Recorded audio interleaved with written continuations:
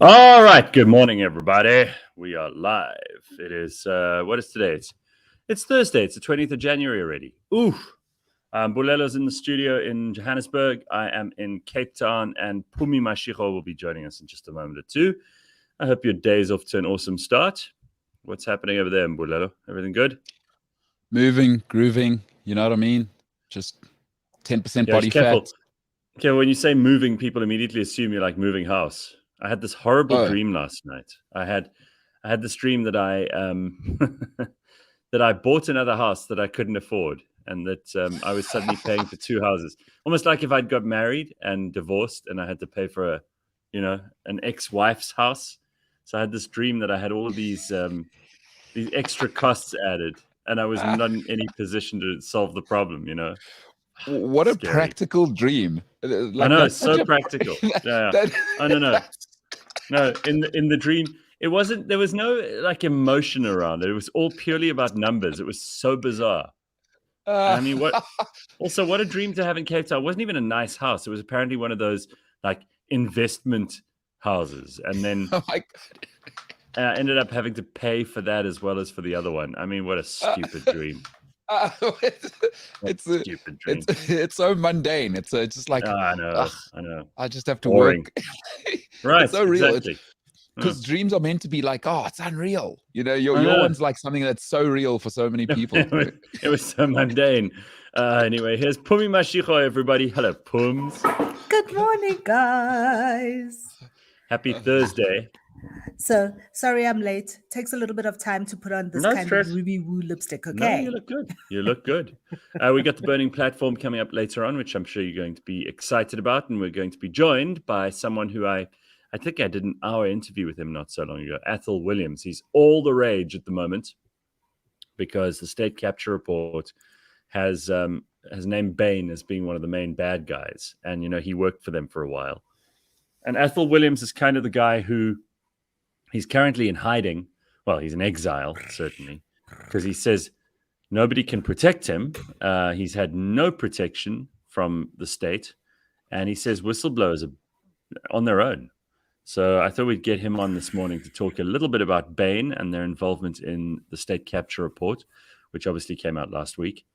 And also Gabriel Crouse from the Institute of Race Relations is always a goodie to check in on. He's currently petitioning the president to shut down the National Coronavirus Command Council. He says, what's the point of having them anymore? And I kind of agree. It is interesting. Like, this could be Boris's last week on the job, although I don't think they're actually going to fire him. But Boris is realizing with so many other video.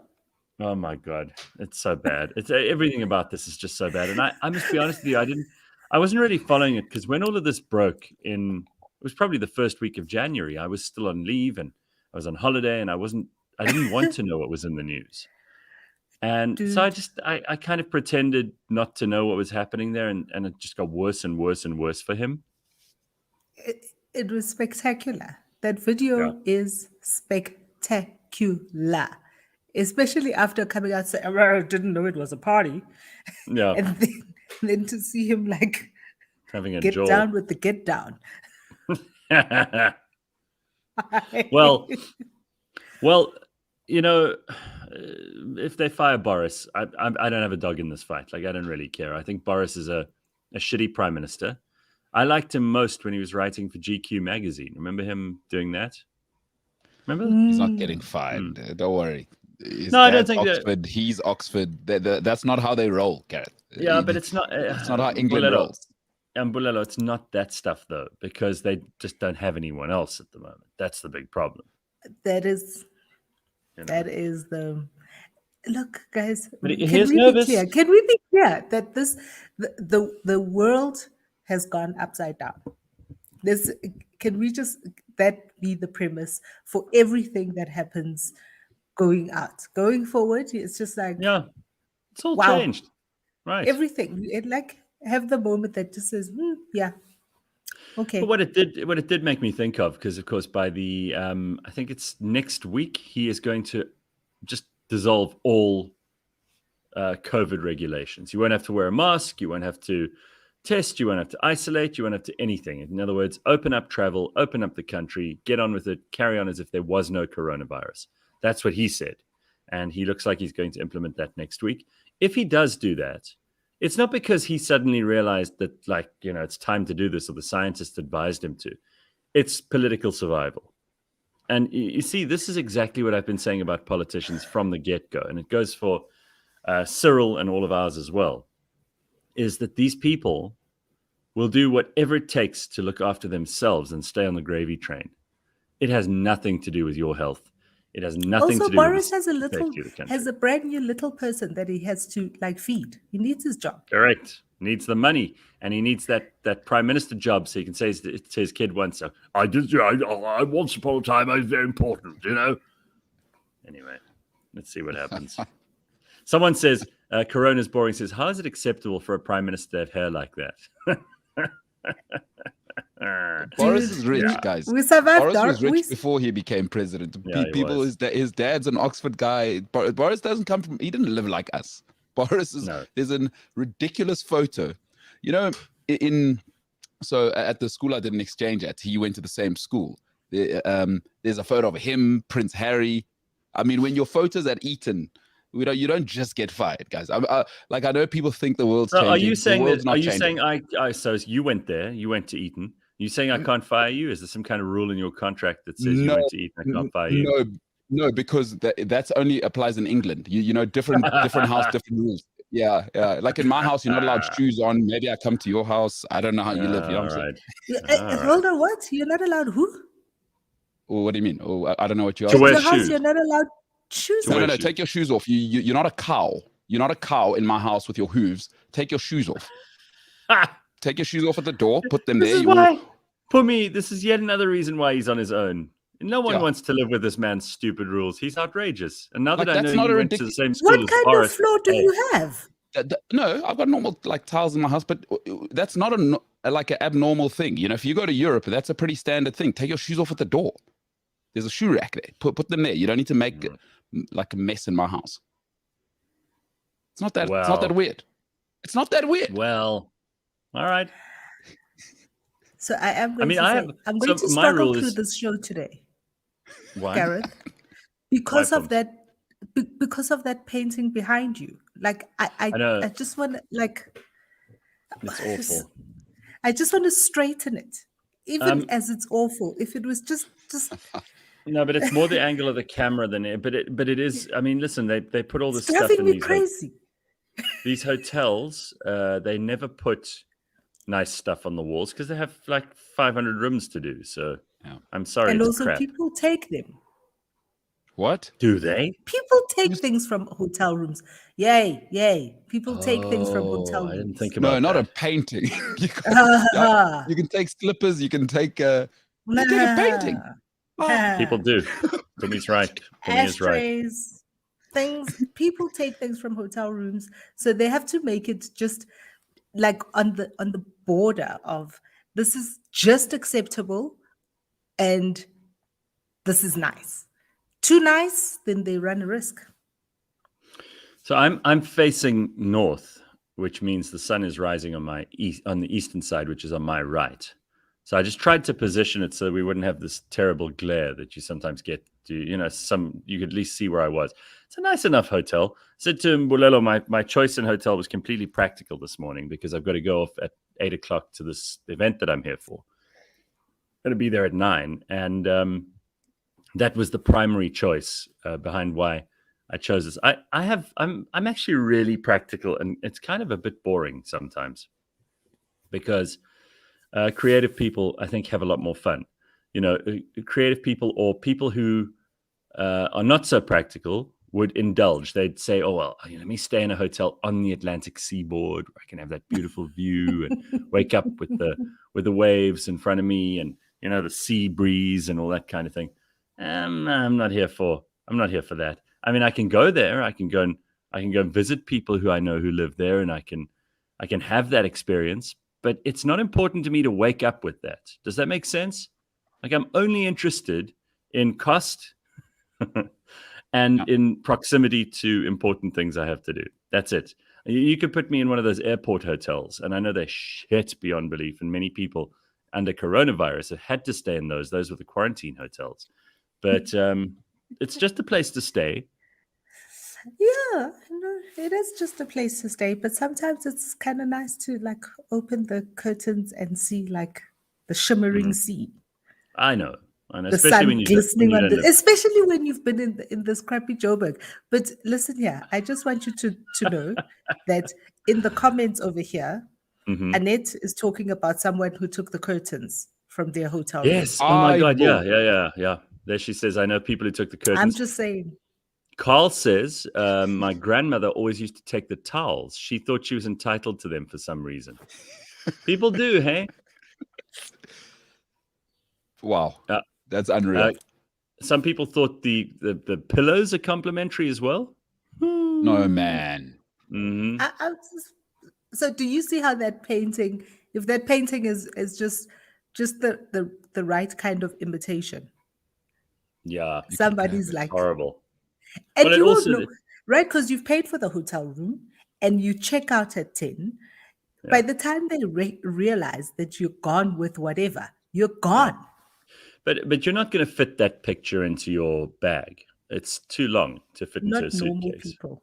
No, but if you're a slay queen, for instance, you might take one of those massive travel bags for a weekend. You know what I'm saying, Gareth? So Oh, you okay. could if you've got the facilities. If you know what I mean? So slay queens are the ones we got to look out for here. Yeah, because they've always got the big orange bag where that comes in a set. Like I've seen them at the airport where it's like, you know, Orange it's the bag. big travel one. It's the big Yeah. travel one, and then the small one that sits on top of the wheelie big travel one. And then their weave is almost touching that big one. Yeah. It's the Louis Okay. Vuittons. It's the Louis Vuittons Steam with the steam LV. trunk. With the LV. Oh, is it called Right. a steam trunk? Those huge ones, yeah. They used to wheel them onto like ships for people who were at sea for 3 months on a sort of luxury liner. That's the Steam one. trunks. Yeah. That's the one. Chinese people also remove their shoes before entering their room, says Kirtan. Well, It's perfectly normal. You were saying like rules in your house. I mean, Phumi, do you have any rules in your house? Ridiculous ones like Mbulelo's shoe off one. It's not. There are Hey. 2 people in my house, guys, and one of them is a little person. All the rules. Mhm. All the All the rules, like rules. turn down the music, Right. don't stay up too late, keep your feet off the sofas, like off the tables. Because we've got rules. I'm raising a person here. I mean, my rule is you're not allowed to shit in the downstairs bathroom. That's important. Because it's if that's the one that all the guests are using, and if I have 10 people there, and you go and you drop a clanger in the downstairs bathroom, then obviously that's going to ruin it for everyone, right? So I think that's a fair rule. Who is this person that's dropping For me- clangers while visiting people's houses? You'll Like, be what the hell? surprised. And it hasn't happened because there's a sign that says strictly no pooing. But everybody laughs the first time, but they follow the rules. Yeah. And they better.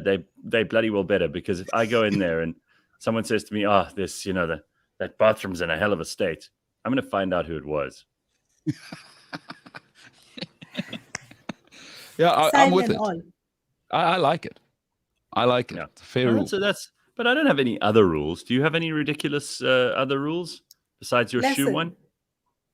No alcohol at Mbulelo my house. probably does. I don't want people drinking in my house. That's another rule. So you're not allowed. No If you want to drinking. booze, go somewhere else. No drinking in my house. No. You like Really? South Africans already drink too much.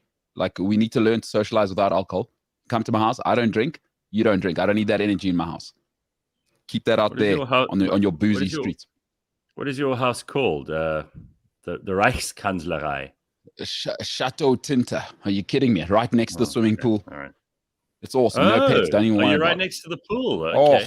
Oh, So I'm living I it. have these friends who are real party animals. I mean, they've got a kid now, so it's slightly less, but they used to be the kind of people who'd have those, 12-hour parties at their house, and they'd go to those, 3-day events and so on. So they really know how to party, and they've actually got an underground, like, party room, which is completely soundproofed. And they have one other rule. This. They don't allow glasses. You've got to have plastic cups because they don't want you to break glass around the pool, for example, or they don't want to be sweeping up bits of glass on the floor if someone drops a bottle or a glass container. And so the plastic cups, they just bounce around if you drop them. That's quite a sensible rule too. Very smart. Oh, That is a very smart rule, but I love that like sunken basement soundproof thing. This is in my dream house. So years ago, when I still used to like make lists of the dream things, two things that would have been in my ultimate dream house. One is a dark room. Oh, for photography. For photography, but now you can't even get the chemicals. You can't get film, you can't get chemicals, it's a mess. And two would have been a disco. So also like a soundproof room with a proper disco ball. Right. And a DJ booth. Nice. I can see you. I can see you having a disco room. But Phumi, if your neighbors continue to build walls that collapse, you can just expand over someone else's property, and then you can have your disco room. No. Also, my dream house is far away from neighbors. I don't want to be like so close to people. Like in Joburg, we're too close to each other. Even people with those big sprawling properties, kind of like Sandhurst and all of that stuff. Yeah, still too close. Still too close. Still too close. Yeah, I do. I actually have really. I only discovered this during lockdown, but I have nice neighbors. They don't complain if I do have occasional parties with people there, especially over weekends. I certainly don't do that during the week. They don't complain. They don't make a thing about it, and they're not that close that they're on top of you. But even if they were, I've never had an issue with any of them. But I think if you have nightmare neighbors, that's a real problem. I don't think, except for that one guy. Who you still haven't figured out what's going on there, right? No changes over December. No, it's gotten worse. But listen, it's gotten worse. It's gotten worse. But still hasn't shown face. Hasn't shown his face. Wow. What a cheek. I'm telling you. What I did discover over December is that he's actually owned that property for like 4 years. And only started developing it now. And is only starting to develop it now. Well, now he's not developing nothing. It's just, but still, hasn't even like stopped by to see what's going on. I think. Soundproof dungeons are a must-have, says What a Steve. bastard. No one can hear the screams. Okay. They don't use well done, Steve.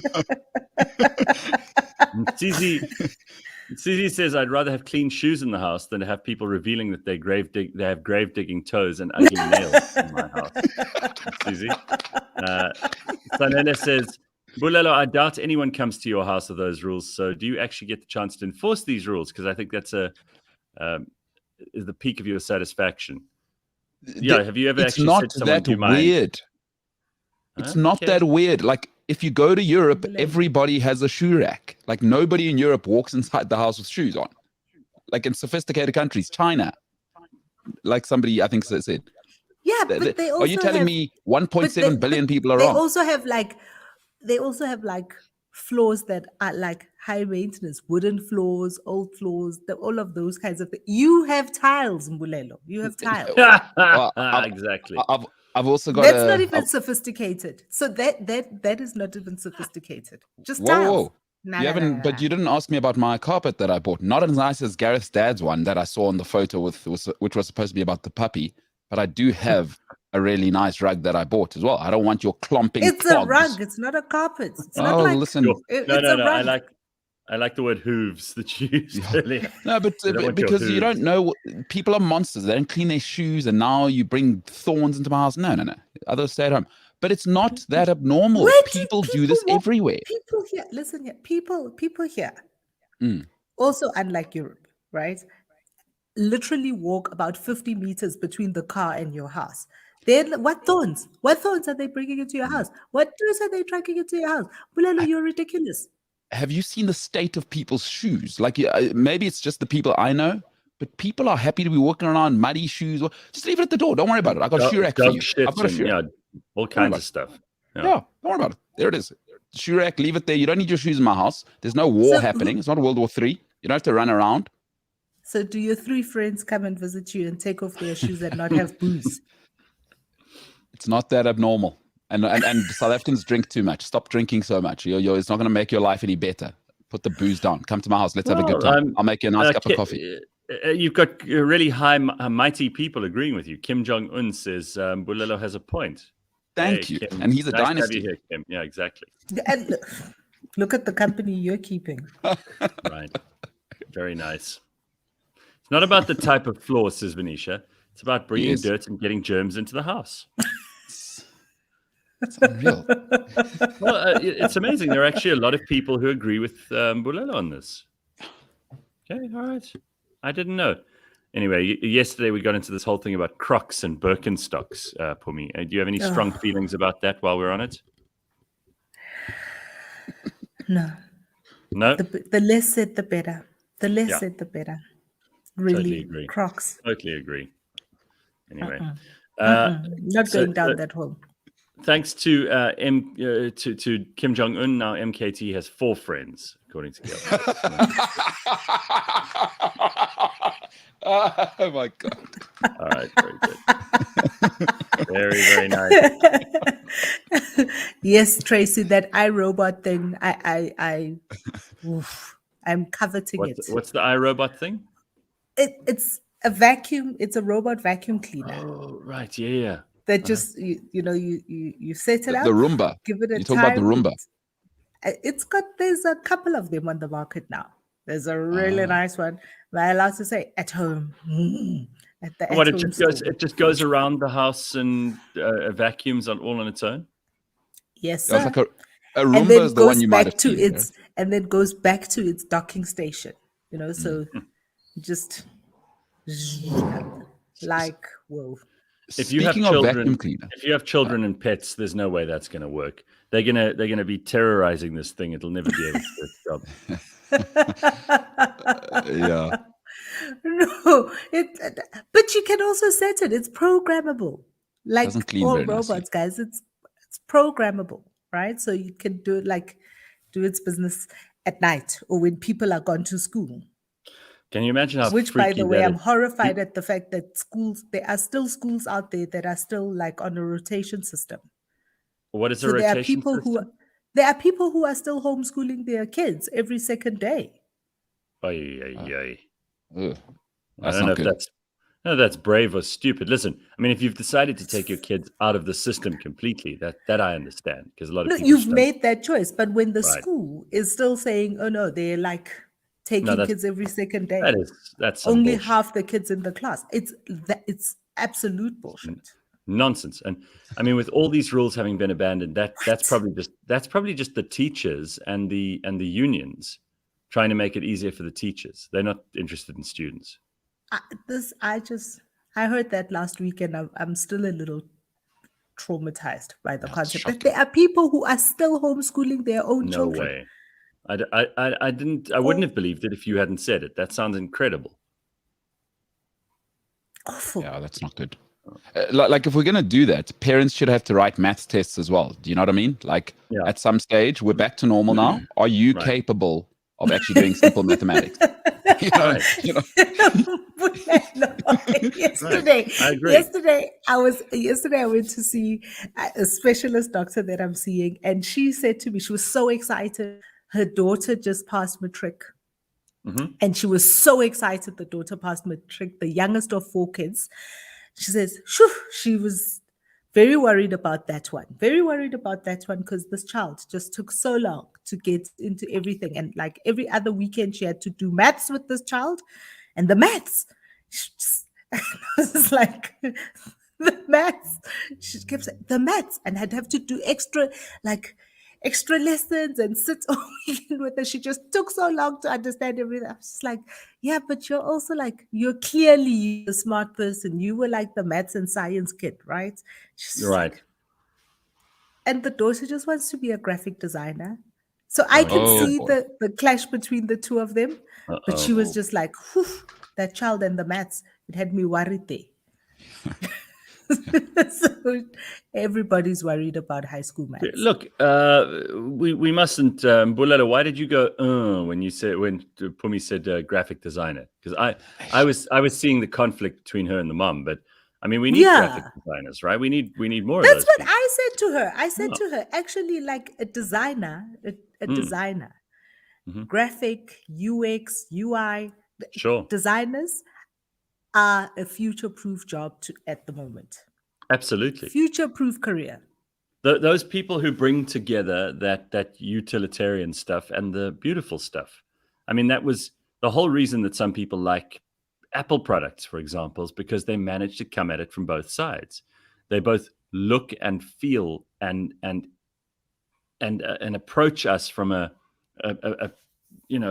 what's the word I'm looking for? There's something tactile about it, and there's something beautiful about it. There's something aesthetically pleasing about it, but it's also really, really functional. And that is because they've got good design. Absolutely. Have you been on a crappy website? Oh, yeah, it's the worst. No, it's the worst. It makes you very angry. Sure. But ironically, you need the math student to actually make a nice website, because to make things work, you need a programmer. Yeah, but again, Mbulelo, it's not either or here. You have to have both. You have to have both. I agree. And I keep telling people who have this argument, mathematics is the height of creativity. Like, it is the most creative thing when you do it properly. So I'm realizing lately that people had an option not to do maths, because in my household, my father would have slapped the color out of my skin. Come out to people have an option. Yeah, I didn't realize not to that. do maths. Like, I'm not to do maths at all. Yeah, and they also have the option of taking, what do they call it, like maths literacy. I thought that was the option. I thought the maths literacy was the option. Mm-mm. I didn't know you could have a no maths option. I think you can have a no maths option. No. Yeah. Look, and Mbulelo, we're not disagreeing with you. I mean, the maths part we are on your side on. Like, that's essential, and we need those people. Problem is, very few people can, right? I mean, it's not as, people are not lining up around the block to do mathematics, science, engineering, and technology. They're not, even though we'd want them to. That's why those people are in such demand. But what we are saying is that you also need the other side. You need the designers, you need the graphic designers, you need the ergonomic designers, you need all those people so they can take what the maths people have done and make it even better. It's where the human being do you know about interfaces a with badly designed sofa? Have you been, or a badly designed chair? Like in the waiting room of some, and the chair, no way. Designers are important. All kinds of designers are important. If you have too much on the one side, then everything works, but it looks and feels like shit. And on the other side, if you have just too much creativity and not enough practical consideration, then what you have is something that is magnificent looking, or it feels really good, but it does nothing useful. It's just a work of art.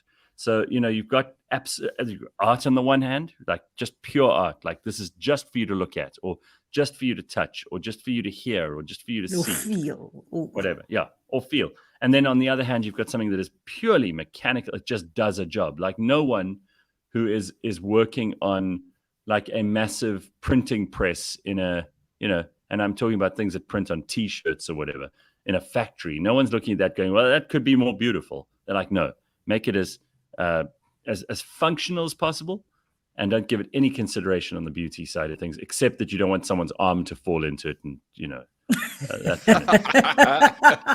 it's practical as hell.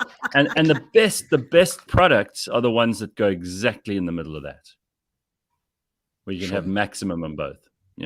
Anyway, badly designed stuff made in China, says Freddie. Well, you're being unfair, but yeah, a lot of it is.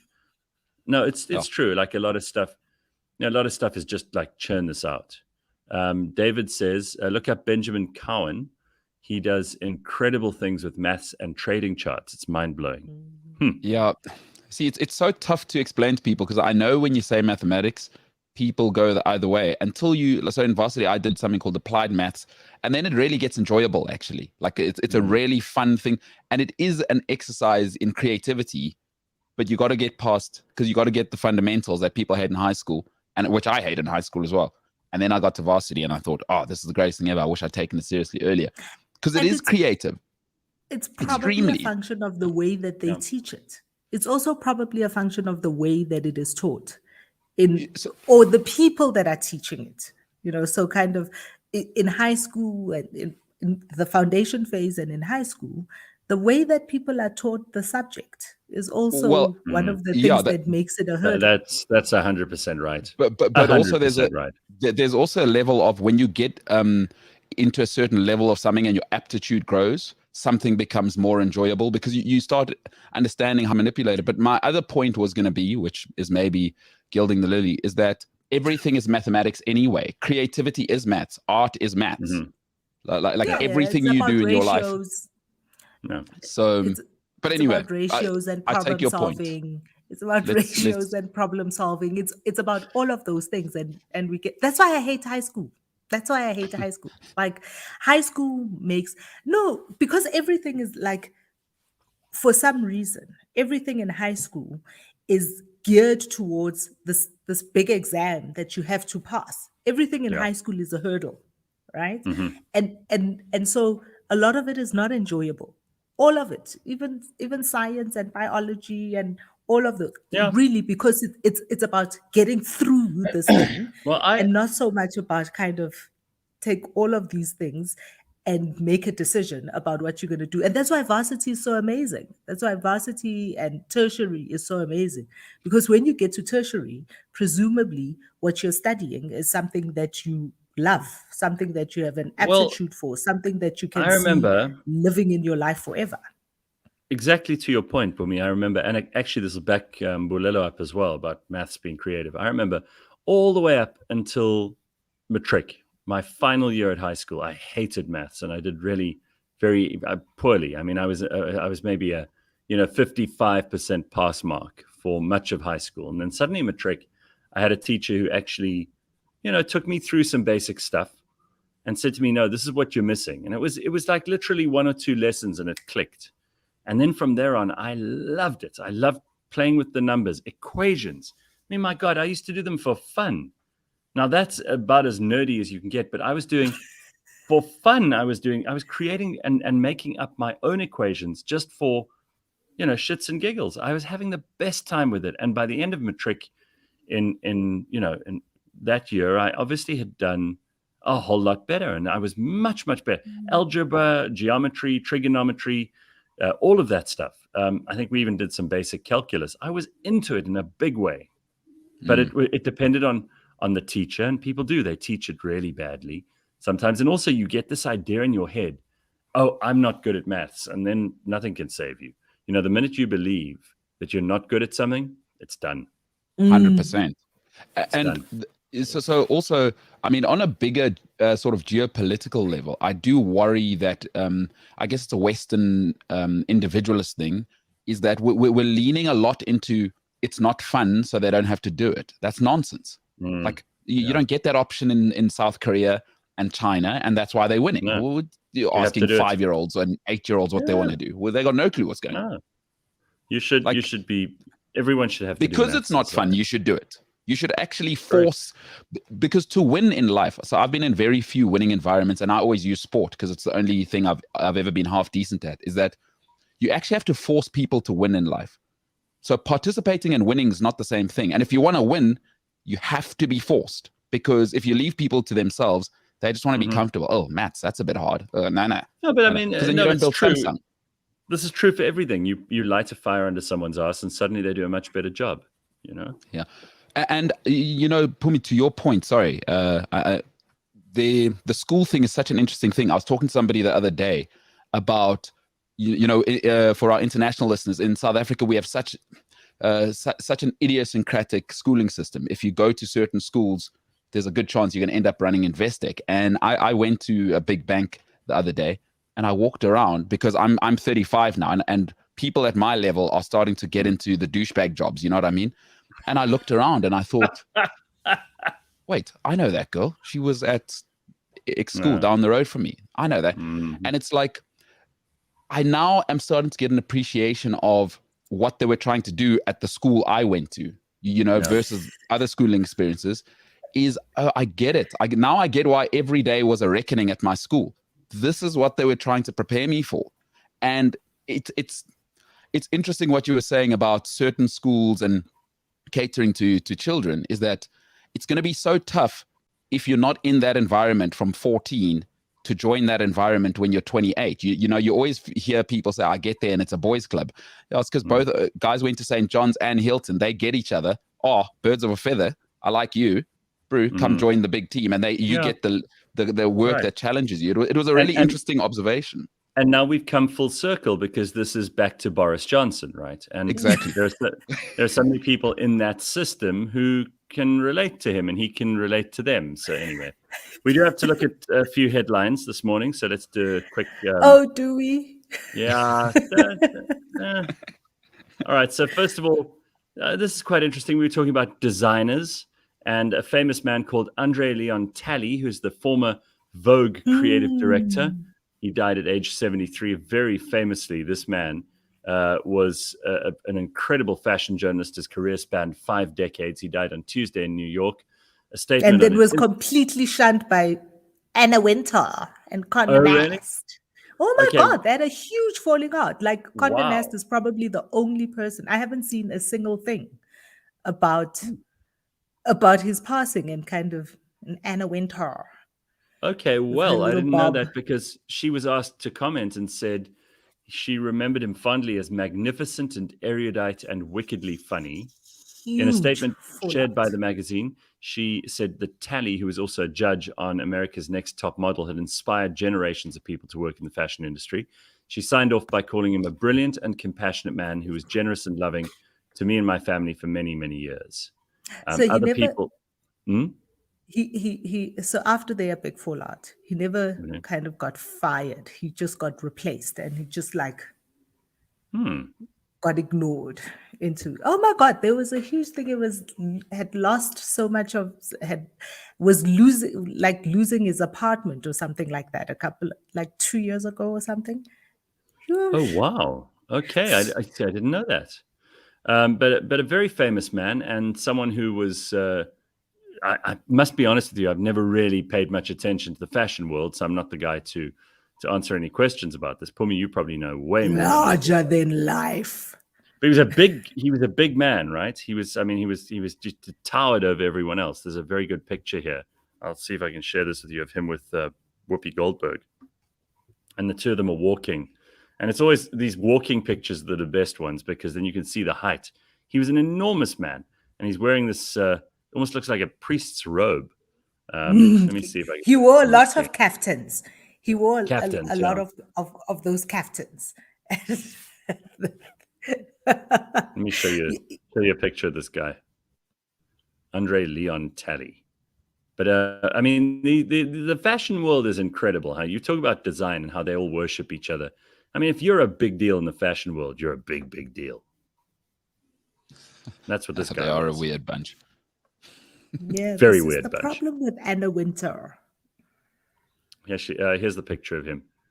This is Andre Leon Talley. There we go with Whoopi Goldberg. Big man, kind of interesting hair. Yeah, he looks fabulous. Like his whole look is just fabulous. For those listening on the podcast, like even his face, I can almost hear the attitude coming off his face, if you can imagine. Like he's got that, you know what I mean? Like his face looks like it's saying the whole time. There's a fantastic picture that was doing the rounds yesterday, which was taken by Andy Warhol of him with Grace Jones. There's a fabulous picture. Like Grace is on the phone and he's in the background, and it's just okay. But that's who he was. He was that guy.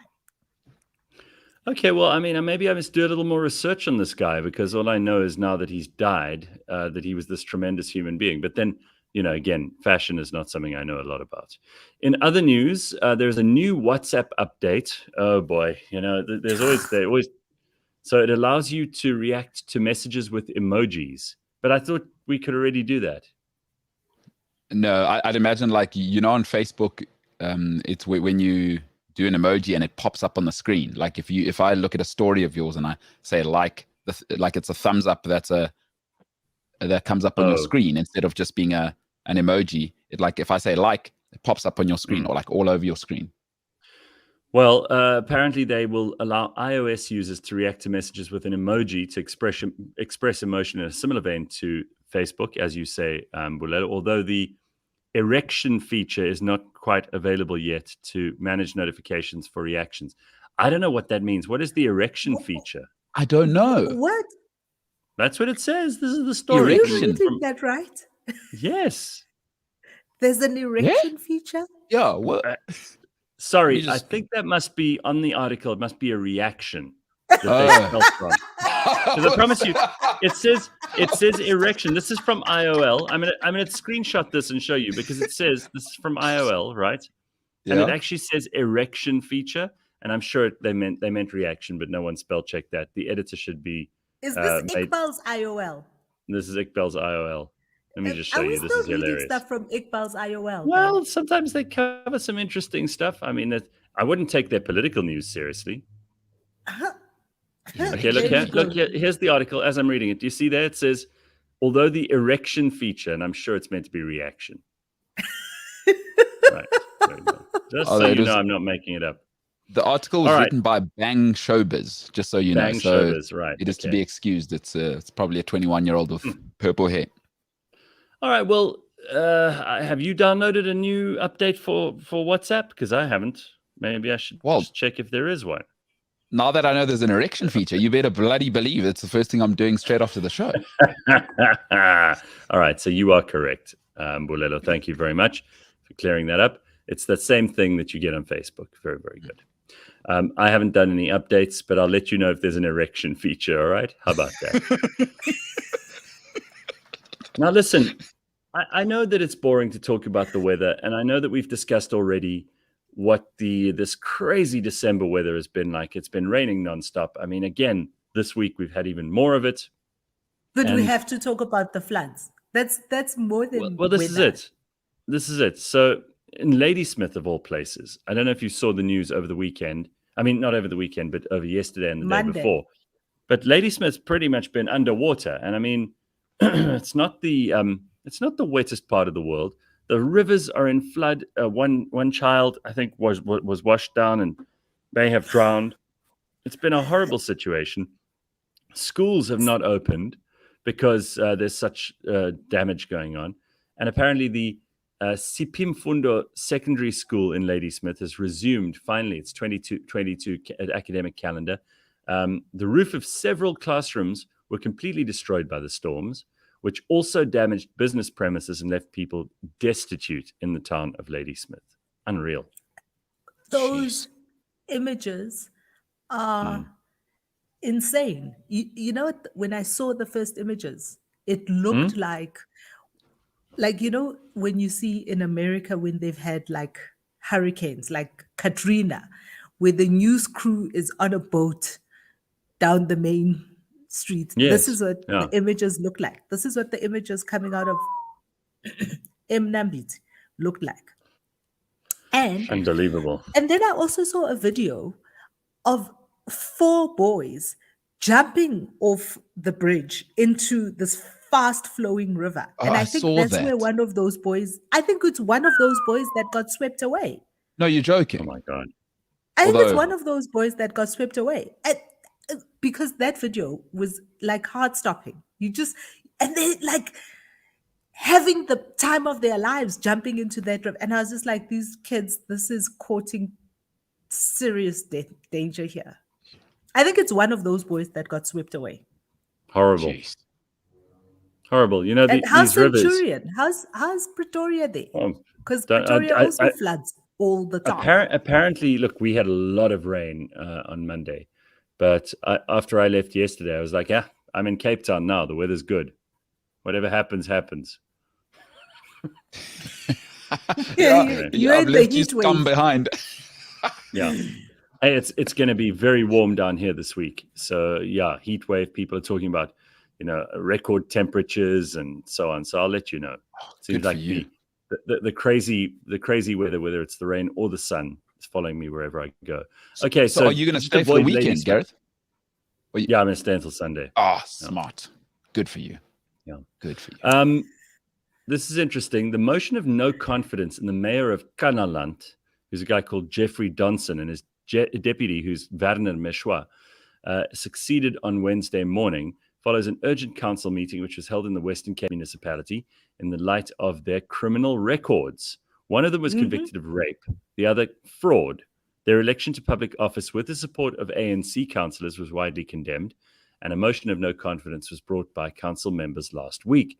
Rog Albertus of the Kanaland Independent Party wrote a letter to the Speaker, and the letter's been seen. According to the letter, motions of no confidence are being filed because how can you have a rapist and a fraudster as your mayoral candidates, your councillors? No, fraudster I can understand. Fraudster is part of the ANC. Come on now. Let's not be ridiculous. Why is a rapist even part of our society? And by the way, it is correct. It is correct to call him a rapist because he has been convicted of rape. The other guy has been found to have committed fraud. So then this is not something which is in the air or a maybe. These are charges that have already been leveled at these people. They have been convicted of them. Convicted and served? Yeah, I believe so, yes. So, I Where mean... is that step aside? Step aside rule. But isn't it amazing, though, that these guys have such thick skins that they have to be told? They have to be told. Like, you would think a rapist would know better than to run for public office. And also, what kind of people would vote for a rapist? Who votes for him? Why has this person not been run out of town? He should be like so ashamed. He should not be able to leave his house because the community should shun him. And that's a great question. What does that say about us that the guy got to office? That's a great point. That's disturbing. Yeah. That's us. Apparently, Carl says, Corona's Boring says it's called Ladysmith because no one could say the woman's name. I think it was Esmeralda. Oh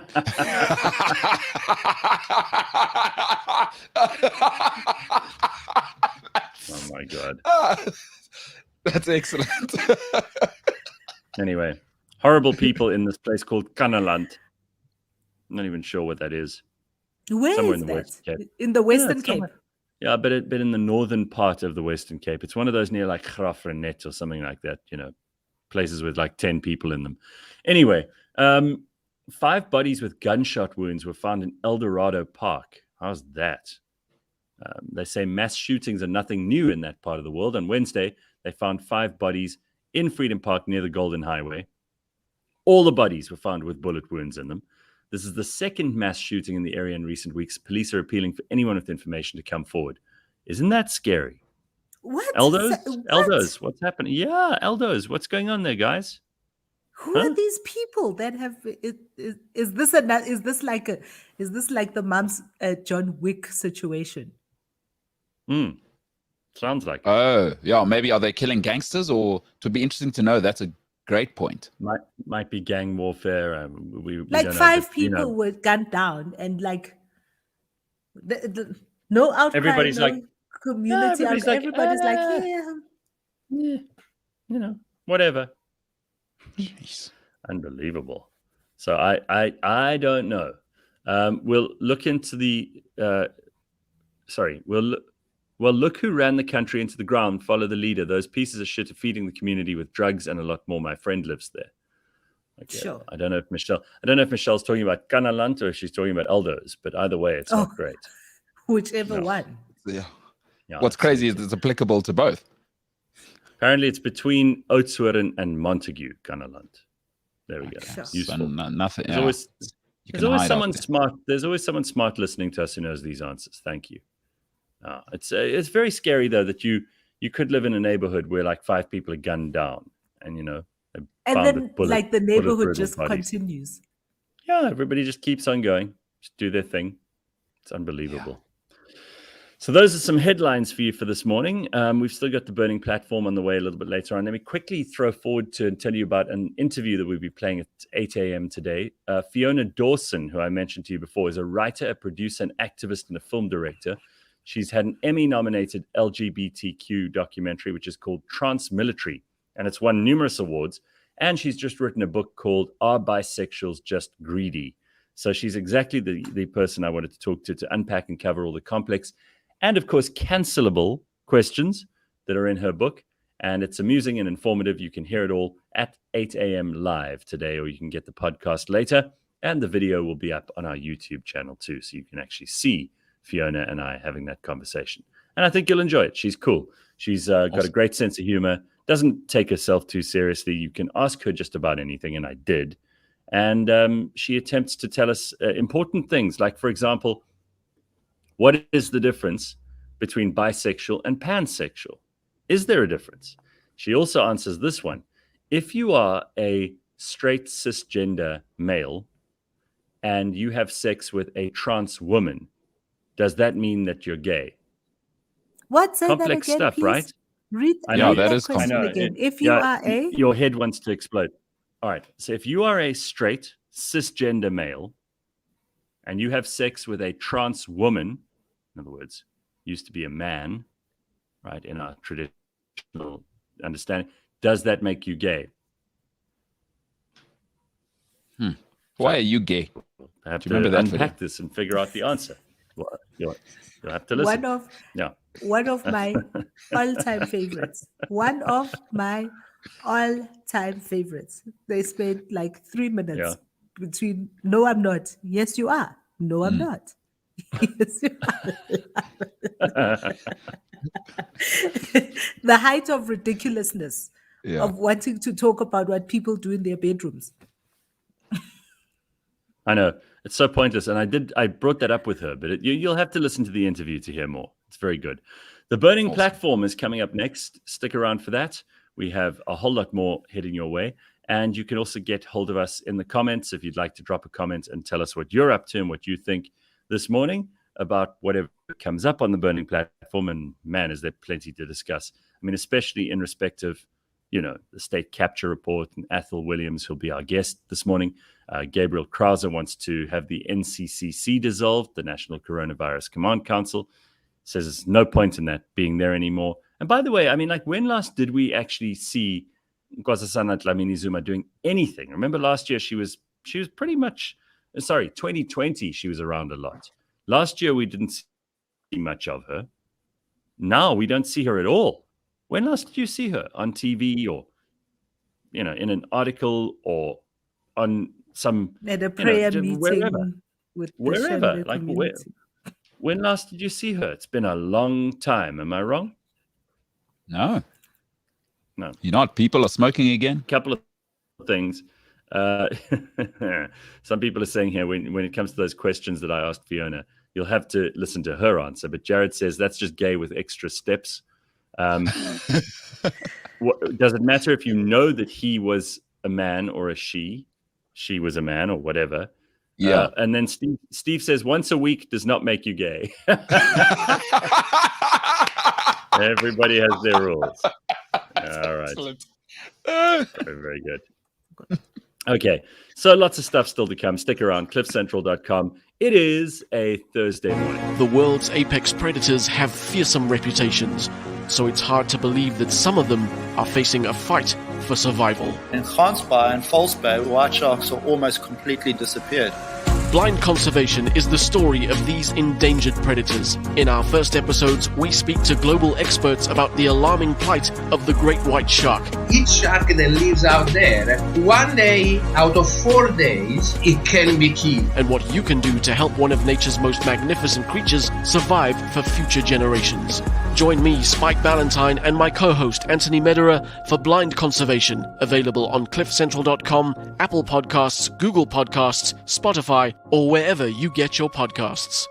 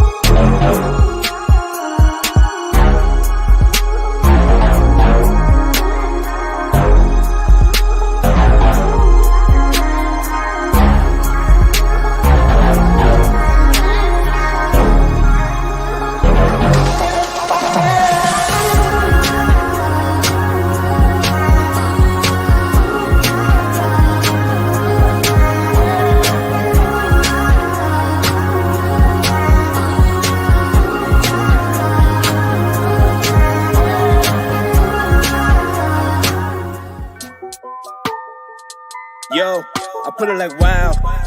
This that sound. These oaks don't work hard like me. I hope they know by now.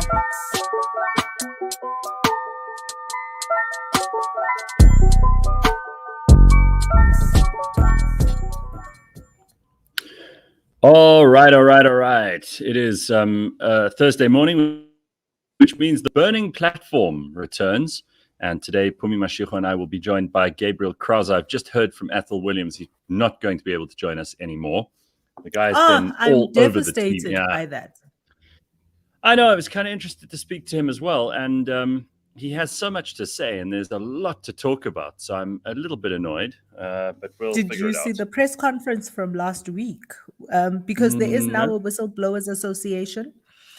Oh, really? There is now, well, a group of people who were whistleblowers, primarily in the Zondo Commission. Remember last week I told you there were 300 people that came and testified at the Zondo Commission. A lot of those people were whistleblowers, but obviously a lot more. I think more than 150 of them were implicated persons. And there are a lot of people from ESCOM, SAA, PRASA, across the board, who came out and who spoke out not just at the Zondo Commission, but leading up to the Zondo Commission, all the various legs that led up to the Zondo Commission. And a lot of them have been antagonized at work. Many of them have lost their jobs and can't work anywhere else, right? Because a lot of businesses do business with government. So they would rather have their business with government than have somebody with integrity or have proven track record of trying to stop the theft work for them. And they had they had a press conference last week, Friday, and at Con Hill, I think. Just talking about kind of how they felt about, and one of the things that they've been agitating for is a bill to protect whistleblowers. They pay a lot of lip service to these people, and we need them to know that they'll be safe if they report wrongdoing, corruption. And a lot of people, a lot of us, not in the news, not the media, and a lot of us don't actually pay a lot of attention to the people who are whistleblowers. But I think it really did come to a head last year when the lady from the Department of Health here in Gauteng, Dukaran, I think her last name was gunned down outside her child's school. She was one of the whistleblowers in the Department of Health around the PPE scandals. Wow. That is Do you not remember the story? I don't remember that. No. Okay, I'm going to find her name. Is it something that came up on the show? Because that sounds like something I should know about. And you've just told me information that either I can't remember or I've been completely ignorant of. So I got to get my shit together. All right, let me, in the meantime, while Phumi's looking that up, let me welcome an old friend of the show and someone who's been on before. By the way, I don't mean old as in he's old. He happens to have a Jesus beard. Babita Diokaran. That was her name. I remember Babita. Okay, no, I do know that story. I completely. And she was the chief financial director, and she blew the whistle on a lot of the PPE scandals. Right. Last week there was an article about Themba Maseko. He was one of the people named in who was a whistleblower and who'd resisted a lot of the looting. He actually lost his job and was replaced by Jimmy Manye at GCIS because he wouldn't give the contract to what was the newspaper, the Gupta newspaper. He wouldn't put the New Age support. He wouldn't support the New Age, and so he lost his job. And in the report, in the Zondo report, it tells of how while he lost his job and was packing his office, Jimmy Manye was actually waiting in the basement to come and take the... Oh my God. Unbelievable, right? His house was broken into last week. So he's feeling particularly unsafe, and he's just got a new job. He is now teaching. He's the head of executive at Wits Business School, I think. Wow. Okay. Well, here's Gabriel Crouse, someone who's a returning champion to the Burning Platform. And he is, of course, a writer and analyst at the Institute of Race Relations, a regular co-host on the Daily Friend podcast, which we play out here on cliffcentral.com too. So nice to see you, Gabriel. How are you? Very well. Thank you, Gareth. How's it for me? I'm very happy to be here. Hello, Happy Gabriel. 2022. Well, we haven't seen you in the new year, so happy new year, even though it irritates some people to say it beyond like the 7th or the 2nd or whenever their rules are. So, Gabriel, I've been watching what you've been doing, and we'll get back to the state capture report in a moment because it's an area of some interest. And we were going to be joined this morning by Athol Williams. Unfortunately, he's had to drop out at the last minute. But Gabriel, you've been writing some very interesting stuff, and I see that you are now petitioning to have the National Coronavirus Command Council shut down and mothballed, because what do we really need it for? You know, in the light of people in places like the UK with Boris Johnson saying they're going to get rid of all the lockdown and coronavirus rules, everybody's back to normal. There are obviously other countries that have opened up. South Africa's largely been opened up since kind of April 2020, if we're honest. You know, and certainly in some parts of the country, no one's paid any attention to any of these rules at all, especially in townships, especially in places where you don't have Karens living next door to you. Nobody's really been listening to any of these rules, but we're still walking around with masks. I flew down to Cape Town yesterday, and someone said to me, you need to cover your nose and your mouth. So I had to pull it up. But what are these guys doing? And I mentioned to Phumi earlier, we haven't seen the star attraction of the NCCC. That's Nkosazana Dlamini-Zuma, a woman who we were all worried wielded this huge amount of influence and power at the beginning of lockdowns, at the beginning of all these rules being made. We haven't seen or heard from her in months. What's going on over there? Yeah, I don't know. I went to her office on Friday last week to deliver the petition, which had, just so we're clear, 3 basic demands: end the state of disaster, disband the Coronavirus Command Council, and fix the Disaster Management Act, which is the piece of law which basically has a terrible loophole that allows Parliament's power to be stolen by a branch of the executive without Parliament having any ability to take it back or any oversight or scrutiny, so long as we stay in a state of disaster. So those are the 3 things we want. And we went to her office, and I'll share a brief anecdote before getting into the heavy stuff, which was that we're delivering these petitions, and we'd just been to the union buildings to deliver the petitions to the presidency, which is something I've done before with other petitions, and these petitions work. I mean, we've done it. I've done it 3 or 4 times, and pretty much every time we've gotten what we wanted. Public pressure does work. When citizens sign up, it works. Anyway, this time was very different because we couldn't get hold of the presidency's delegates to come and collect the signatures or the memorandum. And the explanation given by the police officer was that, it's Friday, it's close to lunchtime, and we've just had so much holiday that no one can really be expected to still be in the office. So I phoned and then arranged to meet someone on Saturday, and that turned out to be a nightmare. They didn't come anyway.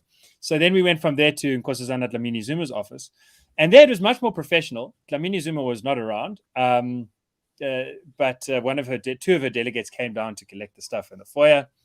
We had a nice discussion. It was very formal and very, very strict and very formal. And then just as they were leaving, I said, guys, happy weekend. And I said, happy weekend to you too. It's going to be a very nice weekend if Dlamini-Zuma just cancels the state of disaster and lets us be free again. And they went, yeah. And then they caught themselves and they said, no. And then they ran away. So there was a little human touch there, which I was very fond of. But we do sometimes forget that the people in charge are not automatons. They actually, and I wrote an article in, I think it was probably May or June of 2020 when we were in our peak of frustration over all this stuff, saying, you don't hate the player, hate the game in this case. Nkosazana Dlamini-Zuma, many people got very personal with her about the cigarette bans and the alcohol bans and everything else. But we do have to remember that these are just people, and sometimes they're acting nefariously and dangerously, but sometimes they're also acting in the interests of what they think the society needs and what they believe their powers entitle them to do. I'm curious about the last of those three things that you mentioned in your petition. And we can get back to the others in a second, because in America, a similar thing happened. We have very clear lines of responsibility. There's the legislature, which does certain things. There's the executive, which does others. And there's the judiciary, which does others. And if those lines are not respected, we have a bleed of authority across them. And sometimes that authority needs to be challenged, because the last thing you want is rule by diktat, right? And of course, if it comes to an emergency or a disaster act, like the one that you're talking about, being abused by one of those branches ad infinitum, and they're not responsible to Parliament anymore to make or break or start or end it, then we have serious problems. And I think actually Joe Biden just faced this exact problem in America, where the OSHA mandate to have everyone vaccinated if you had a company with more than 100 employees was overturned by the Supreme Court in the United States. And they said, no, a government agency does not have, because it's not an elected body, does not have the right to impose such a mandate on the population and to ruin people's livelihoods or get in the way of their earning, which, of course, our government did too with some of their lockdown rules. It's important that we remember that these things are not permanent, and you can't just usurp power like that. So surely they have to take these things seriously, Gabriel. Yeah, absolutely. Just to say something about the American case. So one of my favorite things to do is to listen to American SCOTUS cases, Supreme Court cases, because you're the only guy in the whole world who would listen to those. But okay, it's like a podcast, man. I find it very entertaining. Anyway, right. They had two on the same day on Friday last week. One was about the OSH Act, which you've just mentioned, affecting about 100 million American employees. The other one was about basically hospitals, nursing homes, and can they put a mandate there? Now, immediately after the two hearings were delivered, a lot of the American media said, this court has been tramped by conservative justices. They're just going to strike it down. They're not even going to look at the facts or the arguments. And that's not what came to be. They completely struck down the Biden attempt to force 100 million people to get vaccinated. But they upheld the requirement that you have vaccines if you want to be a doctor in a hospital that's treating old people, for example. So they were sensitive to those kinds of nuances that sometimes get overlooked. And I respect that. In South Africa's case, there has been a terrible abrogation of parliamentary oversight, or a bleeding, as you say, of the separation of powers. And this is, if you look in ancient Rome, this is how it happened. You had an emergency, and the Senate said, okay, we're going to give emergency powers to a diktat, who will rule by decree, and it's not going to be for long. As soon as the problem's over, we're going to take the power back. And the problem didn't end for like many, many centuries. And the same thing happened in Europe with the rise of pretty much every dictatorship in Europe, because the norm had already been initiated of parliamentary representation, following on from feudal monarchy, but it was fresh, it was young, much like in South Africa. So they found it easy to trade off a promise of security for proper constitutional norms. Well, like, I mean, what are we sitting on now? 200 weeks to flatten the curve? I mean, it's kind of, it is time. So what are your chances of success here?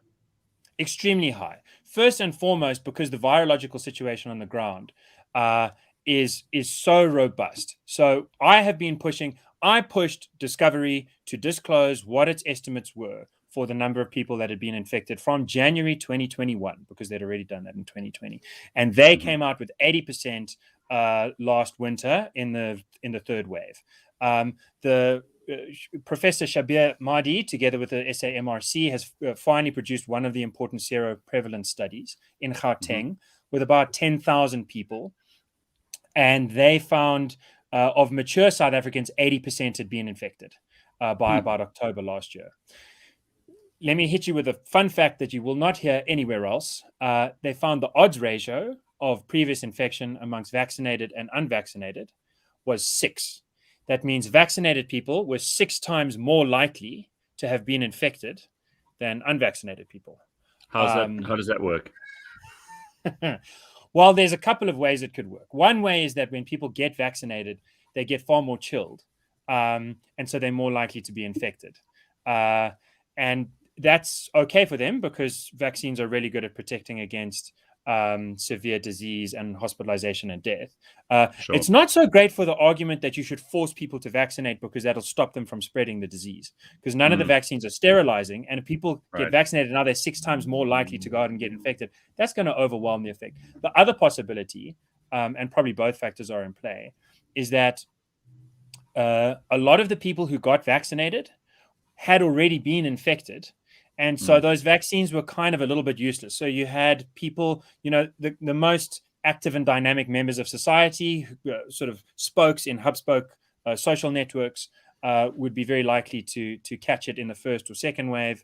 And then they all again in the third, and they get vaccinated thereafter. That's not a terrible thing. Just in terms of resource allocation, that's not the most efficient person to vaccinate. You really want to vaccinate people who've never been infected. But anyway, an odds ratio of 6-1 is extremely high, quite surprising, and unsurprisingly not reported on because it does raise questions, and people don't like asking or answering interesting questions about the state of play. Gabriel, but the point is, virologic. Sorry, if I can just finish the point. The point is that I gave a press conference and had a report and wrote about this last year, that the most likely scenario for the fourth wave would be that cases and deaths divorce. So you see cases spike again, maybe even faster than in the third wave and the second wave and the first wave. Okay. But that deaths are going to stay relatively flat. And I predicted that the most likely would be that deaths would stay around 2 per million population per day. That's exactly where they've peaked. Now, I didn't do that because I'm a genius. I did that because partly I speak to epidemiologists and virologists in South Africa and around the world, Geneva, San Francisco, London, and partly because it's just so obvious. With so many South Africans already infected, with a very important minority of South Africans vaccinated, we have put ourselves in a very robust position for dealing with variants, which is then what happened, and this is how we dealt with it. So virologically, not a state of disaster. As Shabir Mahdi points out, fewer people died in the last wave than in a regular flu season. So without it being a disaster, you can't extend the state of disaster. Got you. Phumi? So my question, though, is around the method that you go around. You've put together a petition. I know somebody on the comments was also saying that they signed the petition. And I'm wondering the method between petition on the one side and the AfriForum route of court.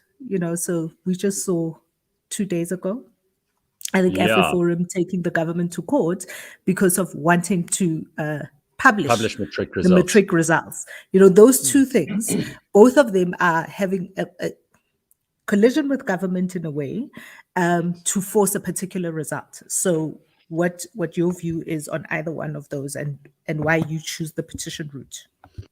So just to be clear, our attorneys have been corresponding with Nkosazana Dlamini Zuma's department and with the presidency ever since they basically tried to steal our elections last year. And we did go to court over that issue. We were the first to make the argument that the science was not saying what the Moseneke report had said, because we read what the scientists had actually said to that commission, and our legal experts looked at what the Constitution says. Anyway, so in that instance, we had to go to court. There was no way around it. And we won that, and South Africans got to vote last year, and it was in a trough, just as had been predicted, and it was great. I thought the results were a bit of a watershed moment in South African history. In this instance, our lawyers kept corresponding to maintain an evidence trail, the cookie crumbs, leading to either a surprise, maybe we didn't think of something, and they give a rational argument for why this is a state of disaster, even though the deaths are below or around 2 per million per day, which means it's a low price than many other things that are killing lots more South Africans. Maybe something we didn't figure out, or it's cookie crumbs leading to the heart of the irrationality. And then that can be taken to court if we need to go to court. So the court option is there, and Sakalicha, led by Pete Leroux, they have got an avenue for going to court. They just announced yesterday. I think that's good stuff. However, I think the petition and the public pressure option is far preferable for 2 reasons. Firstly, it's quicker and less expensive. Secondly, it is essentially democratic. I hoped when my friends and I were gathered online, when coronavirus first struck us hard and we all had to bunker down, one of the things we talked about, the silver lining we were fishing for, was that South Africa would face this trauma together, that for the first time since apartheid, there would truly be a national horror. An existential threat, yeah. An existential threat that we can learn something from. And the lesson I would most love us to learn from this is the value of our constitutional democracy. I think that if people switch on to the power of active citizenship, the meaning of holding their leaders to account, and the effect of that pressure, I think that all right doesn't just solve this problem, it solves future problems. So that's why I prefer that option, if we can do it that way. But it's going to end easy or hard. Either it'll end the easy way, which is our way, or by court. So let me be cynical and pour water on the flames of all this lovely democratic talk here. What's the fucking point? I mean, the national state of disaster is it's part of kind of the environment now. The curfew's over. There's no liquor ban as far as I can tell. The only thing really left is the mask mandate in public spaces. But what other things is the national, apart from academic things and things that would interest you who listen to Supreme Court, rulings, but what else is it doing in the life of an average South African that is deleterious to their freedom? At the moment, the dragon has retreated back into its lair, and you can just see a few plumes of smoke emanating from the mouth cave. Yeah, the cave of the mouth. The dragon is still there. We are still living in a village underneath a dragon that will spread its wings and pour flames upon our constitution as soon as it is convenient. And think about the kinds of issues that Nkosazana Dlamini Zuma in particular, and that the ANC in general have tried to push during the reign of the Command Council. Dlamini Zuma talked about this as being a moment for Cabral-esque class suicide. Ramaphosa said this is an opportunity to radically transform the distribution of wealth. Now, Ramaphosa also said, look how well the government has performed in terms of managing the pandemic.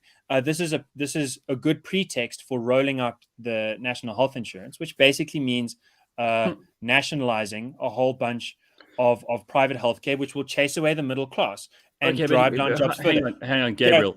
When he said all of that, we've lost 2 million jobs. We've lost 2 million jobs. When he said all that, mismanagement. Gabriel, when he said all that, and when Nkosazana Dlamini Zuma was still taking chances with this, that was when we were all still scared of coronavirus. And I think we were all right to be cautious in the beginning. We didn't know what was coming at us. We didn't know how many people we would lose.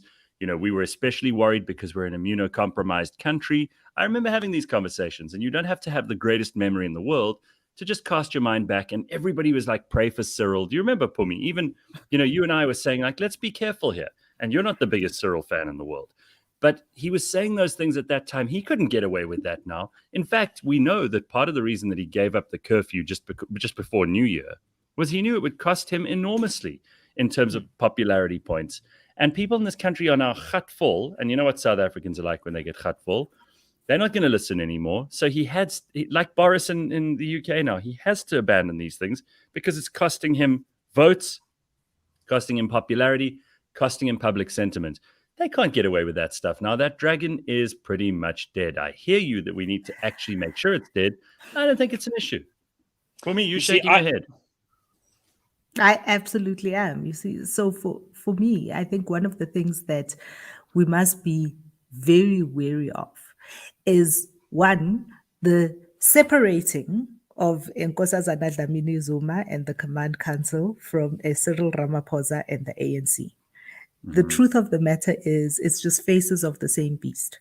And what we're looking at is we're literally staring down an abyss that leads to a dictatorship.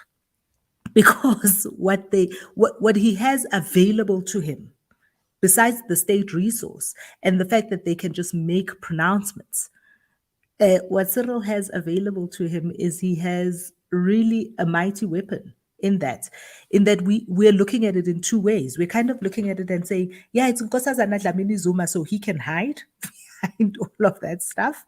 And he can make pronouncements that can very quickly escalate into a bad situation. And I think the one thing that we're seeing in South Africa today is, besides the polarized nature of our politics, is we're also seeing a bit of a bullying politician coming into play. And that for me is what we should be very wary of.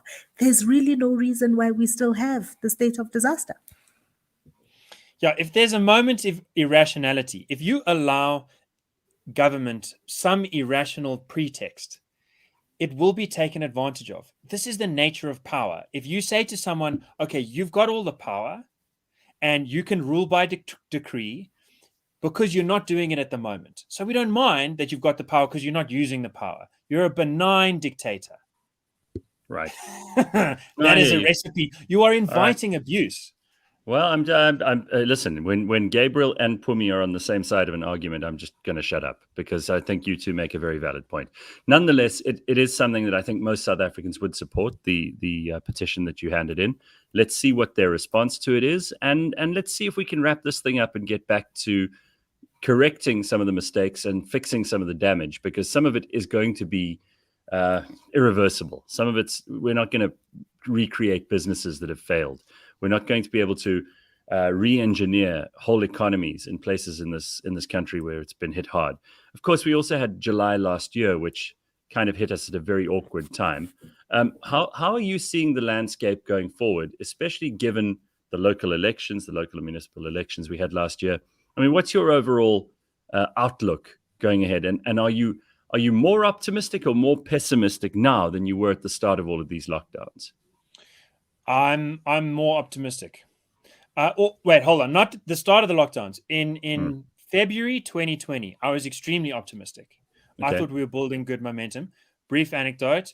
I was in Umgeni and I met Chris Papas, a DA politician who's become fairly well known nationally because he became the first mayor of Umgeni there in rural KZN, close to Howick.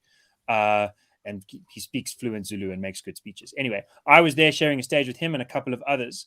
And we basically launched the first protest against expropriation without compensation that was peaceful and street level. And I thought, this is fascinating. South Africans, again, are making their voices heard about something that I consider to be an existential threat against the country. And the general tenor around that moment, there were so many little crumbs that were lining up in a beautiful direction, I thought, in terms of progress for this country. Us getting serious about our problems, getting over New Dawn Ramaphoria, and getting face to face with one another in a helpful and productive way. Then came the lockdowns, and I got gloomier and gloomier and gloomier. Right now, my hope is restored. At the moment, I think that South Africa needs to become a robust democracy in the standard political science sense of that term. That means peaceful transition of power twice. Under the new regime. So we've had a peaceful transition of power, relatively speaking, with the ANC being voted in a good fashion. I think we need the union buildings. We need a change of power. I think that'll be very healthy for South Africa. I think it'll be healthy for the ANC too, but it'll be really, really healthy for South Africa. And I think at the moment, the opposition coalition is in the lead.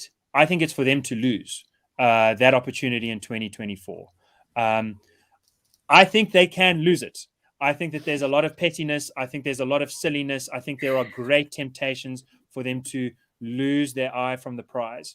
But at the moment, I think that South Africans are, as actionists they like to say, gatvol in their posters, are disgruntled. And I think that there's an interesting menu of coalition opposition parties that South Africans can choose from. And if they work together, I think that would put us in a good place. The gloomy scenario is this. A dragon or whatever beast you want to think of is kind of at its most dangerous right towards the end when it's on its last legs. That's when it can get truly desperate. And when it's backed into a corner. Yeah, I mean, we've discussed this, Pums, a couple of times. Yeah. Do you concur? I mean, are you feeling gloomy or are you feeling optimistic? Just generally, and then we'll get into some specifics just now. We've got to talk about Julius going to restaurants in Midrand yesterday. I want to talk about that. Look, I think I haven't shifted from my slightly pessimistic view. I will feel optimistic when I see more South Africans be involved. So whether it is in petitioning, whether it is in supporting organizations financially or with their time and knowledge, that counter the big story that is coming out of our government. I will start to feel more less pessimistic. I do not have I really don't believe our coalitions can sustain, because I think that there are two things happening. So there are lots of power dynamics within the coalitions, and I think we only need to look at what happened in Tshwane, and why those coalitions can go nowhere, right? I think what we are seeing in Johannesburg, what we are seeing in KZN, in parts of KZN, what we are seeing at Kokta last week, is we're seeing a very concerted effort from the ANC to be disruptive. So they have lost, they've lost the power to do anything, and so they have gained negative control of these environments. That's why we see the scenes that we are seeing in the council voting chambers, right? Yeah. I am very sad to see what is beginning to be a cope-like disintegration at Action SA. Yeah. Down there in KZN. Yeah, with Makosi Khoza and Herman Mashaba and the rest of them having a massive conflict, right? Which is a microcosm of what I mean in the coalitions being such power dynamics that cannot be wielded into a force that can really break the ANC's negative control. You know, if we look at what happened down in PE, if we look at what happened in Tshwane, the coalitions are always so precarious, and they have their own power dynamics, and everybody wants to be in charge and everybody wants to be the boss, instead of fully focusing on working together towards breaking that dynamic. So I'm still a little bit pessimistic, guys. I don't know. I think what we need to see going into 2024 is we need to see a really strong new force coming into play. And we're seeing a lot of that beginning to coagulate. I mean, I think when I see and hear what's on the ground in the political spaces with various people and think tanks, what think tanks are doing, what new formations are doing, I think that it's going to be very exciting in 2024, and it's definitely going to be.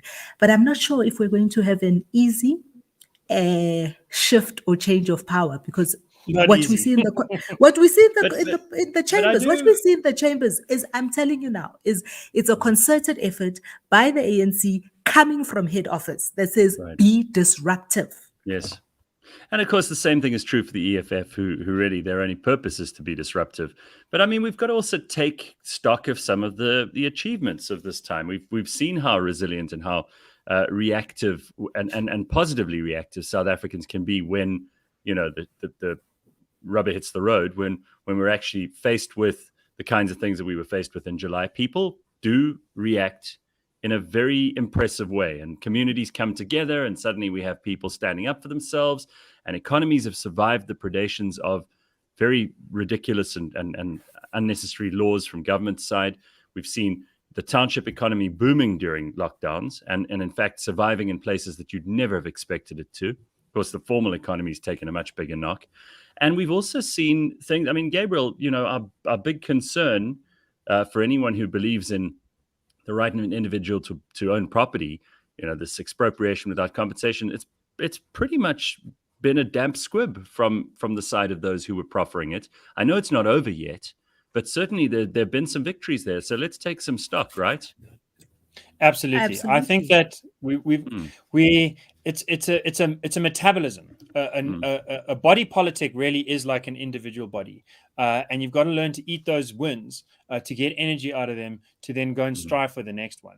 At the moment, I feel like a lot of the people I work with have been on the back foot and trying to hold the line against things getting worse, like with expropriation without compensation, like with more irrational lockdown measures and so on. We and I feel like we are solidifying. I feel like there is a coalescence around common sense in a lot of different pockets of South Africa. But the next step is to go forward And we're not there yet. I mean, I think that's where I agree with the pessimist. I mean, we still need a stronger coalescence with the expropriation bill on its way, with the land courts bill on its way, which would basically make hearsay evidence into real evidence. The expropriation bill would allow EWC through the back door. Those are major problems. But can I tell you my favorite win? Sorry. Yeah, go on. Okay, here's my favorite win, which no one has reported on. And Gareth, I am a bit of a nerd, but this is why it's useful to be a nerd. If you go to page 796 of the part 1 of the Raymond Zondo special report, you will find something very interesting. Oh, wait, hang on. This is where Phumi has her copy right next to her. So you two are both turbo nerds on the same subject here. All right, go ahead. What's on that page? A systemic analysis of state capture. So Zondo says, look, there are problems. And Athol Williams would have told you very important problems in the private sector. And many people know very important problems in the public sector. My favorite character in this drama is Yake Makwini, the SAA de facto procurement officer. Kwinana, sorry. I had a little backwards dyslexic problem. Didn't read that properly. Go on. Okay. But the characters, the personnel issues, that's one thing. A systemic analysis means, if you keep the rules of the game the same, are you just going to get the same results even if you get new people in? Because good people are eventually going to be incentivized to become bad people, or they're going to get replaced and outperformed by people that are bad. Zondo does a systemic analysis, and he finds that the root of the problem in the law is that the law is very confusing around procurement. It's so confusing that he quotes someone as saying 50% of the times that the law is being broken, it's because it's so confusing. You're not even trying to do the wrong thing. You're trying to do the right thing, but you don't know what the right thing is. And that creates a foggy, opaque scenario where the other 50% are just stealing. They're eating the money, but they know it's hard to find them because it's also opaque. So then the next question is, why is the law so confusing? And he goes to section 217 of the Constitution, which is just about the last section of the Constitution. So we're right at the end of the Constitution, right at the end of the Zondo report. Section 217 says two things. Number one, you got to get the best value for money when you're spending the people's money. Right. Best bang for your buck. Number two, it says you can't let that get in the way of racial transformation or transformation in terms of gender or sexual preference and so on. So Zondo says, here's the problem. This will inevitably lead to some scenarios where you're asking yourself, what's more important? Should we be, in simple terms, going for the business that is offering the cheapest, best, most reliable goods, the fastest? Or should we be going for a business that has, frankly, more people of color or black people, or whatever the preferred group is? And Zondo says, in those situations, the law should be able to help you out. But the law doesn't help you out because some of the laws say you must go for value for money, and some of the laws say you must go for transformation. And this is a huge part of what creates that elbow room, which is then taken advantage of by people who want to go and do nefarious things. So he says, what's the solution to this? He says, this is an awkward situation. What are we going to do? He says, the solution is that if only one was considered primary, so that you have to meet that. And then the second is an afterthought in case there are two that are equal in terms of that first thing. Then what do you do? And then he says, which one should it be? He says the primary thing must be value for money. And it's not just his opinion. It's also the plain English language of the Constitution. So this is basically the short answer is he says the systemic problem here is the way that BEE works in this country. It should be that if two companies are offering exactly the same product at the same time at the same price, then the government can choose the black company. But if Whitey is offering it for R5 less, you're spending the people's money. So you've got to spend that in the best fashion because that's for all of us. And we are all citizens. And that's the way to go about it. And so it's a fascinating moment. Check out page 796. All right. and this is, where it would have been spectacular to be able to speak with Athol, who was inside. Now, again, being a bit of a nerd, right? So a couple of years ago, just before the Zondo Commission started, that Bain strategy, that entire actual strategy document that is at the heart of was circulating, and I got a copy of it, and I read the strategy because it's, we work in strategy, and there are some names in there of people that I actually know, and people who have performed well in private sector and were poached and put into public sector for nefarious reasons. And just talking about how do you spend the money in the best service of the people, right? So that Bain strategy seems to answer that question. It says, this is how we're going to do it. We're going to ensure that there's transformation, but here are these really great people that we're going to put into these environments, and they will be able to cascade. So it looks like that up front. And this is where, and we've spoken about this on the show, Gareth, I've said to you that to be corrupted, there needs to be a corrupter. So for public service to be as corrupted as it is because they work in concert with the private sector that is as corrupt as they are, right?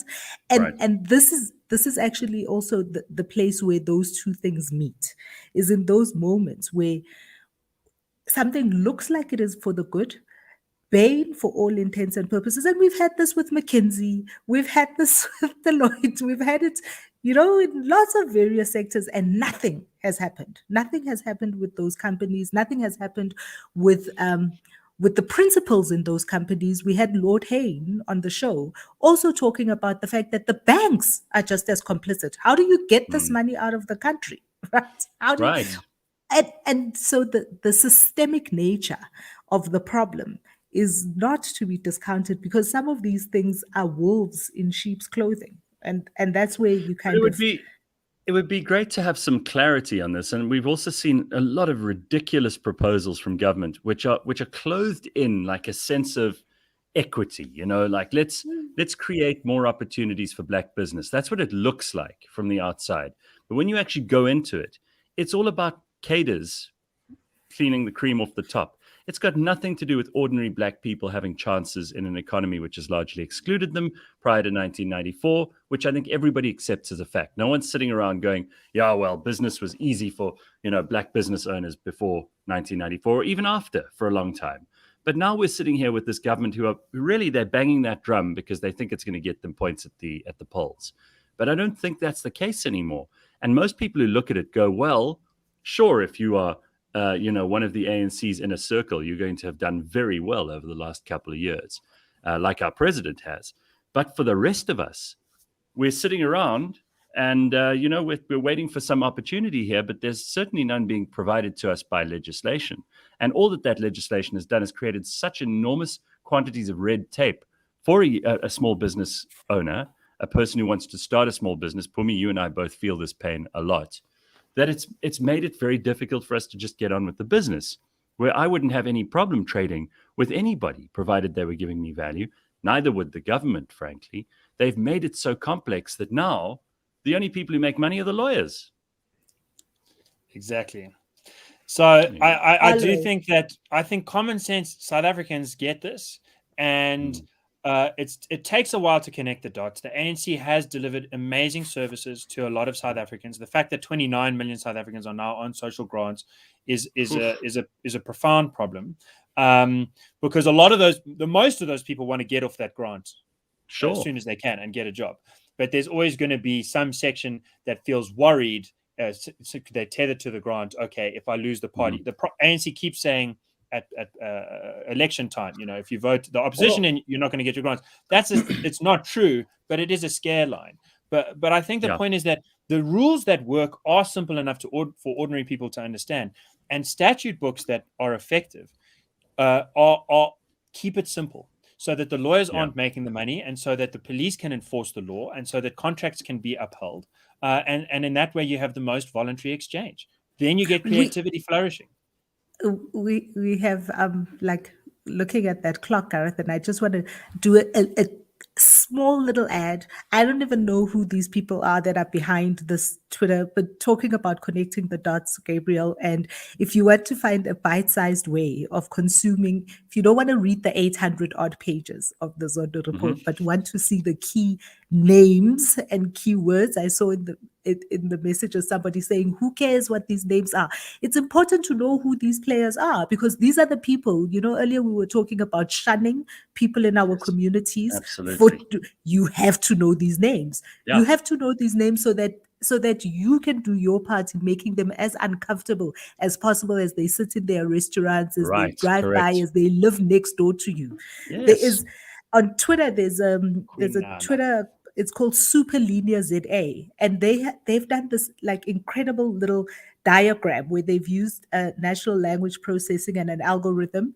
They've taken in all of the key names in the report, and they've connected the dots. So you can see, I don't know if I'm going to show you. I'm going to show you on my little thing here, so you can see clusters. Oh, wow. You get like a cloud. Yeah. It's a word cloud of the companies and the names and who was where and who moved where and how all of these various things play together. It is an incredibly fascinating thing. Go and check it out. That's a good That's one. my ad. Thanks, Phumi. No, that's good. James Bates says many private companies understand that in order to get business, corruption is at the top of the tender. Like it or not, those are the rules of engagement. You see, I think this, to Gabriel's point earlier, is part of the problem, is that you're almost incentivized to do horrible things like fronting, to lie, to create bullshit shell companies, to put your tea lady on the list of directors without her even knowing she's on it. This is what people do when you make rules that are impossible to follow sometimes. And I'm not making excuses for people who've done these things. You break the law, then you must take whatever consequences come after that. And the consequences might be very dire. But if you incentivize people... We've seen no consequences. I'm counting. I'm running a tally. Today we are on day 17 since the report came out. And how many cases? How many cases has Shamila Patohi? Listen, let's not start the year by talking about her again, please. I am listen here. I'm keeping a running tally. I really am, right, because I would love to see what it looks like when she heaves herself, her mighty self, into kind of cranks herself into action. 17 days later, here we are. If I can just say, so again, to do the good news and the gloomy side. So the good news is that the most important person in the judiciary has articulated the systemic analysis, that Zondo is like Isidingo, Igoli, Days of Our Lives, all wrapped into one. He's been living in our TV rooms across South Africa for 3 years. No one can pretend he doesn't have authority. He's not important. And this is what he has said. Even though it's been ignored for 2 weeks or 17 days, as you point out, it will percolate through, and that's encouraging. On the flip side, you've got the ANC driving through the Employment Equity Amendment Act. It's been passed by the National Assembly. It's now sitting with the Council of Provinces. We aim to petition the president not to sign it because we believe it is unconstitutional. So when we do that, we hope you all sign on. Basically, what it says is that the minister can set quotas for private businesses not doing business with the government. Just every private business will have to meet these quotas or pay a fine in the millions or like 20% of revenue or something, or jail time. It is an egregious, it's an amazingly aggressive extension of the cookie cutter quota system that has helped a creamy elite and that has not helped ordinary South Africans. And we hope to defeat that. But it kind of gives you a sense of the state of play between now and 2024 or maybe 2029, which is that more and more South Africans are becoming aware of, I think, the fact that we have legacy problems, but we've got a suite of problems on top of that which require a new set of solutions and a kind of a citizenship that starts to seriously transcend the old divides and confront the new divides of crony capitalism, which involves big companies or some big business and the state working hand in glove to milk the cream from the top, and ordinary South Africans that are getting left behind. And at the same time, you've got an increasingly desperate state, which is losing power, losing popularity, and therefore is incentivized to just get more and more aggressive, because the best way, if you've lost popularity, to stay in power is basically to undermine democracy, is to postpone elections, is to have a command council in charge, is to amend the constitution through the front door, the back door, and so on.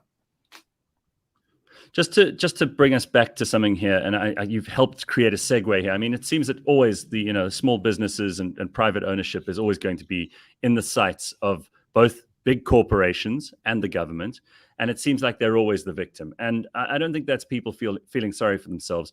They're making it increasingly difficult for ordinary South Africans to do business, to trade with each other, to be able to buy and sell services, goods, whatever it might be. And that is unnecessary. It's putting an unnecessary strain on an economy that already can't handle it. And a case in point is what Julius was doing just yesterday. I heard he was going to restaurants in Midrand, which of course is probably what he does every day. But this time he went because probably he's sick of being served by hardworking Malawians, Zimbabweans, Mozambicans. I know this is something that annoys you, Phumi, when it comes to people like Herman Mashaba, but the same must count for Julius here. Why are you targeting, first of all, immigrants who are desperate, who are very often people who are economic migrants, who've come from across the border legally or illegally, and we know the position here. I'm not in favor of illegal immigration. I don't think anybody is, by and large. But even if you were completely opposed to that, this is a kind of victimization.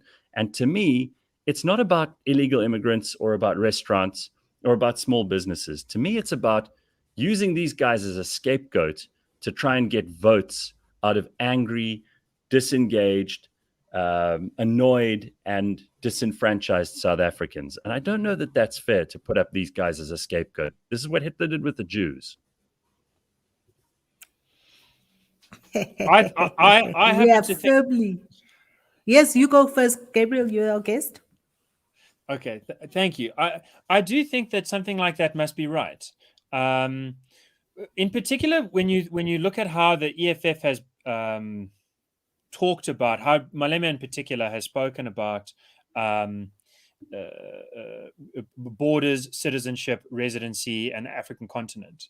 He said, I remember this quite clearly, he said last year that he will never criticize black people that happen to be foreigners, because the borders in Africa are a colonial construct that were designed for divide and conquer purposes, and he is for black solidarity, and so we must never alienate or chastise or discriminate against or criticize even black foreigners who come into South Africa. He said even more emphatically that if he ever does such a thing, then he should be removed by his own party. He should be taken out, because that would be an abandonment of the fundamental values of the EFF of race solidarity. Okay, now what's happened? The EFF has seen its polls. It's seen it's not doing so well. Its growth prospects have somewhat plateaued.